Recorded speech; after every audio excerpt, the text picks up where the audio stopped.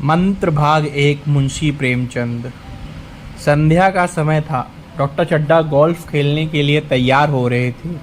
Motor द्वार के सामने खड़ी थी कि दो कहार एक डोली लिए आते दिखाई दिए। डोली के पीछे एक बूढ़ा लाठी टेकता चला आता था। डोली उस औषधालय के सामने आकर रुक गई। बूढ़े ने धीरे धीरे आकर द्वार पर पड़ी हुई चीख से झांका। ऐसी साफ सुथरी जमीन पर पैर रखते हुए भय हो रहा था कि कोई घुड़क न दे। डॉक्टर साहब को मेज के सामने खड़े देखकर भी उसे कुछ कहने का साहस न हुआ। डॉक्टर साहब ने चिक के अंदर से गरज कर कहा, कौन है? क्या चाहता है? बूढ़े ने हाथ जोड़कर कहा, हुजूर, बड़ा गरीब आदमी हूँ। मेरा लड़का कई दिनों से बीमार है। आप थोड़ा सा देख लीजिए। डॉक्टर साहब ने सिगार जलाकर कहा, कल सवेरे आओ, कल सवेरे।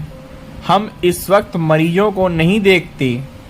बूढ़े ने घुटने टेक कर जमीन पर सिर रख दिया और बोला, दुहाई है सरकार की, लड़का मर जाएगा।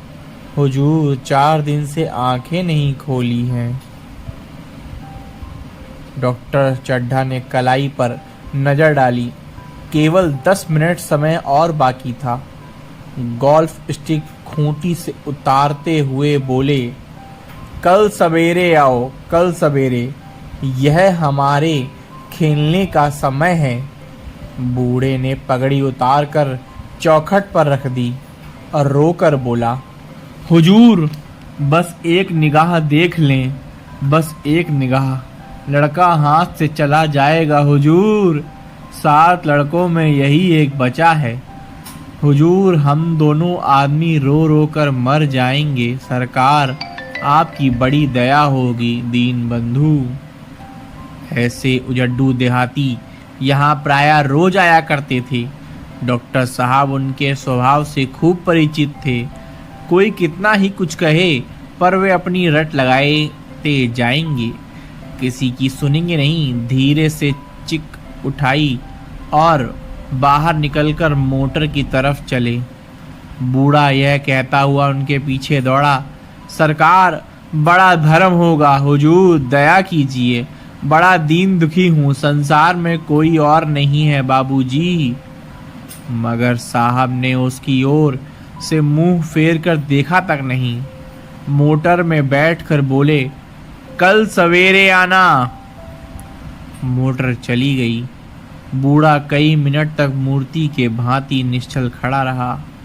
संसार में ऐसे मनुष्य भी होते हैं जो अपने आमोद प्रमोद के आगे किसी की जान की भी परवाह नहीं करते, मगर शायद इसका उसे अब भी विश्वास न आता था। सभ्य संसार इतना निर्मम, इतना कठोर है, इसका ऐसा अनुभव अब तक ना हुआ था। वह उन पुराने जमानों के जीवों में था जो लगी हुई आग बुझाने, मुर्दा को कंधा देने, किसी के छप्पर को उठाने और किसी के कलह को शांत करने के लिए सदैव तैयार रहते थे।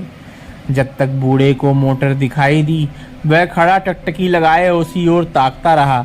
शायद उसे अभी डॉक्टर साहब के लौट आने की आशा थी। फिर उसने कहारों से डोली उठाने को कहा। डोली जिधर से आई थी उधर ही चली गई। चारों ओर से निराश होकर डॉक्टर चड्ढा के पास आया था। इनकी बड़ी तारीफ सुनी थी। यहाँ से निराश होकर वह फिर किसी दूसरे डॉक्टर के पास नहीं गया। किस्मत ठोक ली। उसी रात को उसका हंसता खेलता 7 साल का बालक अपनी बाल लीला समाप्त करके इस संसार से सिधार गया। बूढ़े माँ बाप का जीवन का यही एक आधार था। इसी का मुंह देखकर जीते थे। इस दीपक के बुझते ही जीवन की अंधेरी रात बाएं बाएं करने लगी। भाग 1 समाप्त। कृपया आगे के लिए लाइक और सब्सक्राइब करें। धन्यवाद। हम इसकी अगली कड़ी अपने चैनल पर लाते रहेंगे।